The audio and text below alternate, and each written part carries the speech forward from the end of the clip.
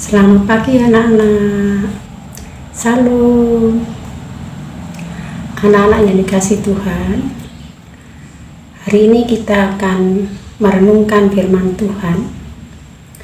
Namun sebelumnya kita akan bersama-sama memuji nama Tuhan, yaitu menggunakan kidung Ria yang judulnya Dalam Yesus Kita Bersaudara. Mari anak-anak kita bernyanyi.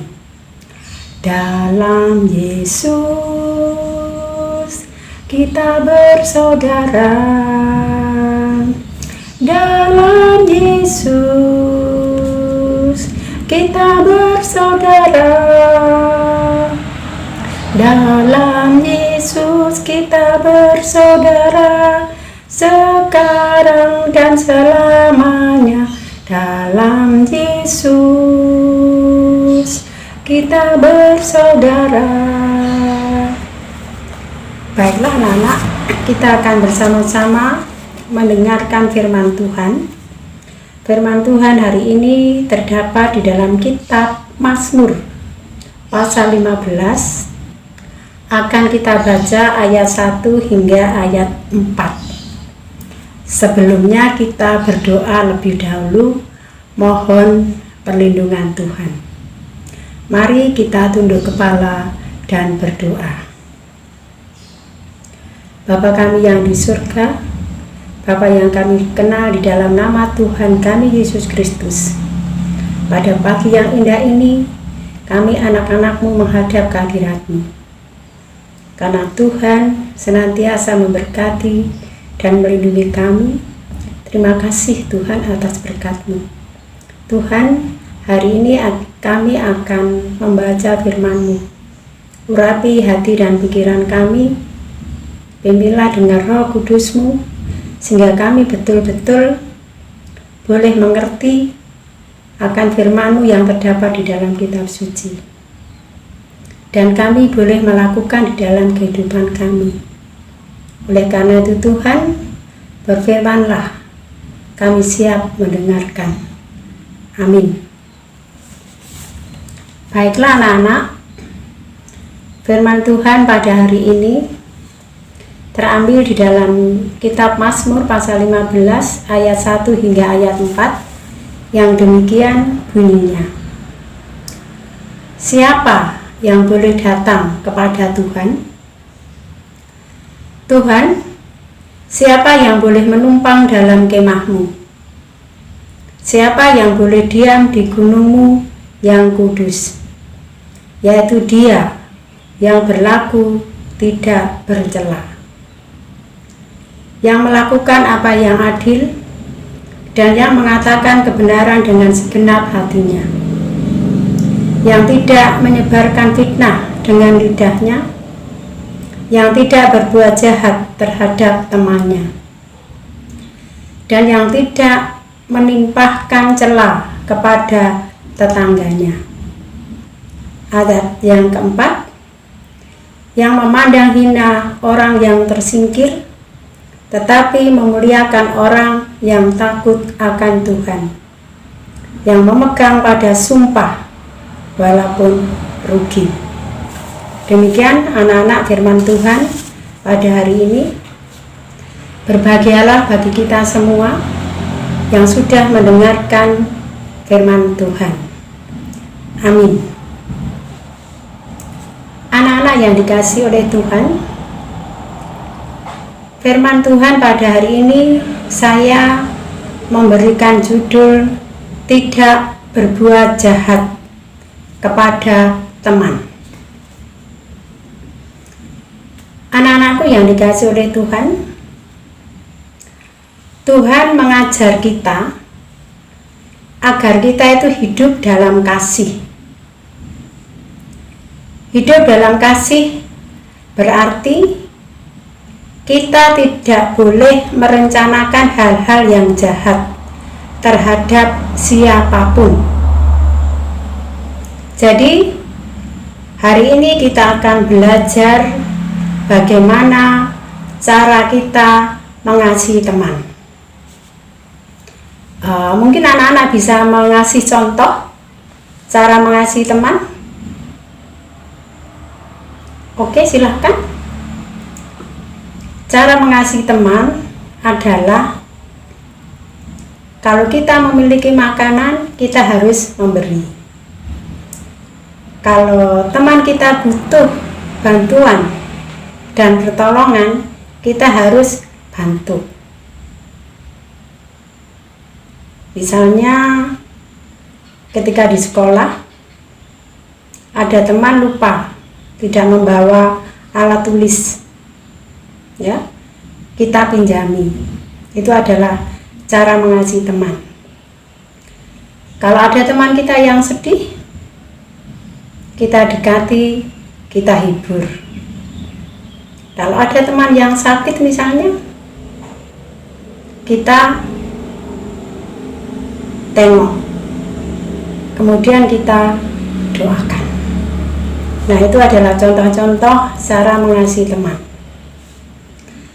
Anak-anakku yang dikasihi oleh Tuhan, pemazmur belajar untuk tidak melakukan perbuatan yang menyedihkan Tuhan.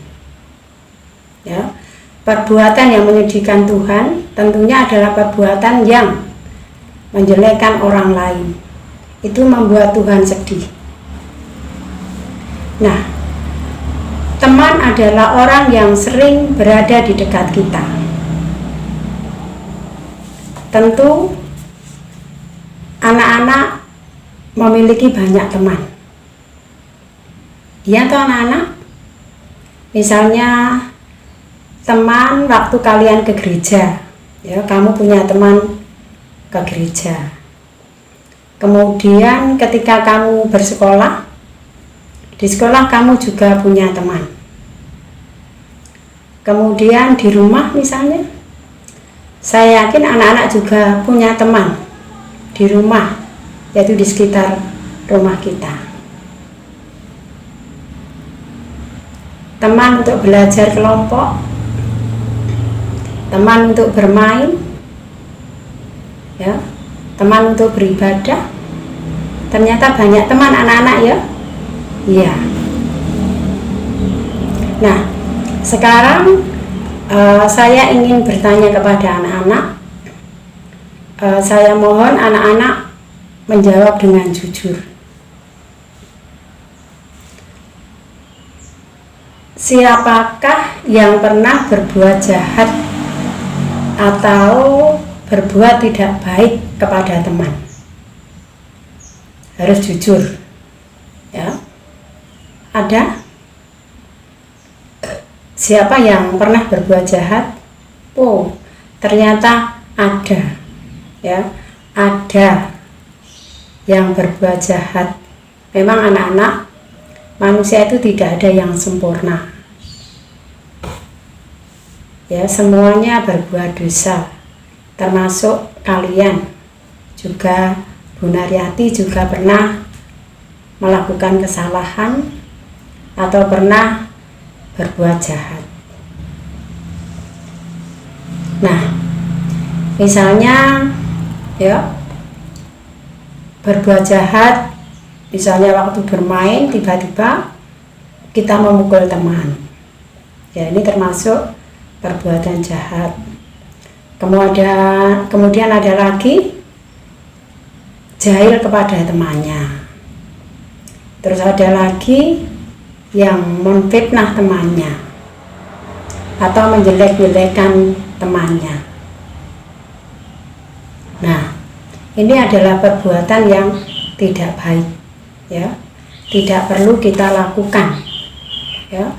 Kalau kita berbuat seperti ini, misalnya bertengkar, memukul teman, jahil, menjelekkan teman-teman kita, Tuhan yang di atas sana pasti merasa sedih karena anak-anaknya berbuat tidak baik atau berbuat jahat. Karena Tuhan menginginkan supaya anak-anaknya selalu berbuat baik. Kita harus ingat anak-anak, kitab Mazmur, ya, yang baru saja kita baca, terutama ayat 2 dan ayat 3. Di situ tadi mengatakan kita tidak boleh bercela. Ya, tidak boleh bercela. Maksudnya tidak boleh berbuat jelek. Kita juga harus berlaku adil terhadap siapapun. Jadi kita tidak boleh curang. Kemudian kita harus mengatakan kebenaran. Jadi kalau benar, kita katakan benar. Kalau tidak, kita katakan tidak. Selebihnya itu adalah dosa. Kita juga tidak boleh menebar kebencian. Kita tidak boleh menebar kejelekan. Ya. Kita juga tidak boleh mencela teman kita. Itu yang dikatakan kitab Mazmur kepada kita. Jadi orang yang bisa masuk ke rumah Allah adalah orang yang tidak bercela. Saya yakin anak-anak pasti ingin masuk ke rumah Tuhan. Nah, siapa yang ingin masuk dalam rumah Tuhan harus berusaha hidup yang baik. Tidak boleh cacat, tidak boleh bercela. Anak-anakku yang dikasihi oleh Tuhan, jadi Tuhan ingin agar kalian mengasihi teman-temanmu. Walaupun teman-temanmu pernah berbuat jahat kepadamu. Jadi anak-anak, walaupun teman kita berbuat jahat kepada kita, kita tidak boleh membalas kejahatan. Tapi kita harus tetap mengasihi. Itu firman Tuhan yang diajarkan kepada kita.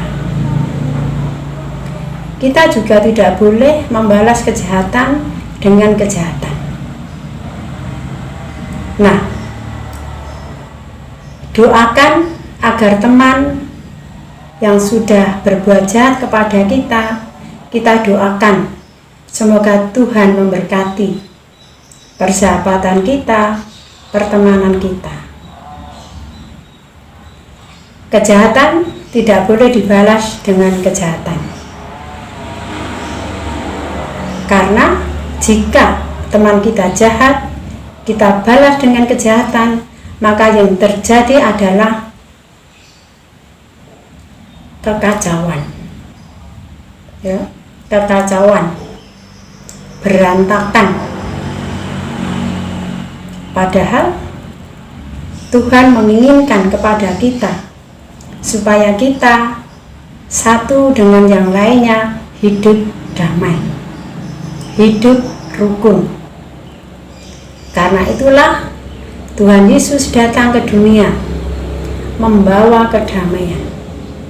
Tuhan Yesus datang ke dunia membawa keselamatan. Jadi kalau anak-anak ingin selamat, kita harus hidup damai. Damai dengan teman, damai dengan saudara kita, damai dengan Tuhan. Sehingga rencana Tuhan, tujuan Tuhan Yesus datang ke dunia betul-betul membawa damai. Jadi Yesus menginginkan kepada kita, kepada anak-anak, supaya kita hidup damai.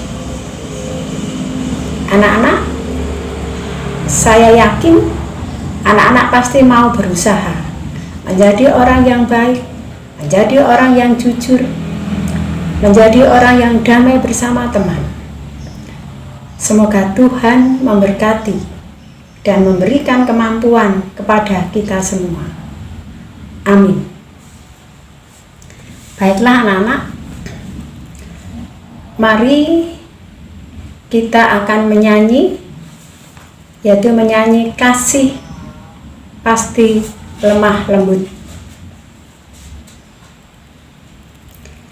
Tolong anak-anak mengikuti nyanyian ini dengan suara yang keras.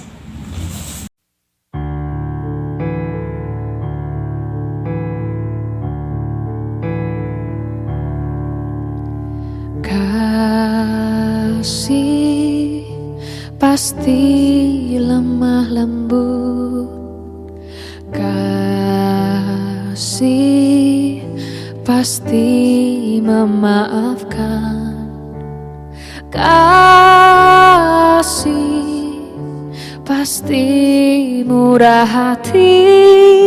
Kasih-Mu, kasih-Mu Tuhan.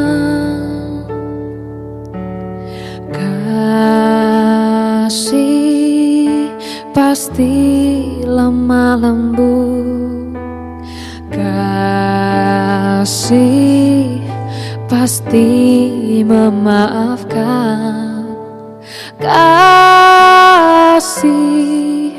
pasti murah hati. Kasih-Mu, kasih-Mu Tuhan. Ajarilah kami ini saling mengasihi, ajarilah kami ini saling mengampuni, ajarilah kami ini kasih-Mu ya Tuhan. Kasih-Mu kudus tiada batasnya.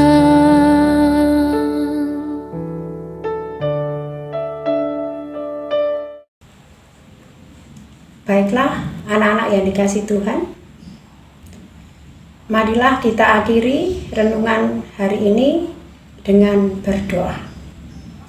Mari kita berdoa. Bapa kami yang di surga, Bapa yang kami sembah di dalam nama Tuhan kami Yesus Kristus, kami kembali menghadap kehadirat-Mu. Kami mengucap terima kasih karena Tuhan sudah berfirman kepada kami. Firman-Mu mengajarkan kepada kami supaya kami senantiasa mengasihi teman dan saudara-saudara kami, sehingga kami boleh masuk ke dalam kerajaan-Mu. Oleh karena itu Tuhan Yesus, berikan anak-anak kemampuan dan kekuatan, sehingga anak-anak boleh melakukan firman-Mu dengan tulus. Di dalam nama Tuhan kami Yesus Kristus, kami berdoa. Amin. Demikian anak-anak renungan pada hari ini. Salam.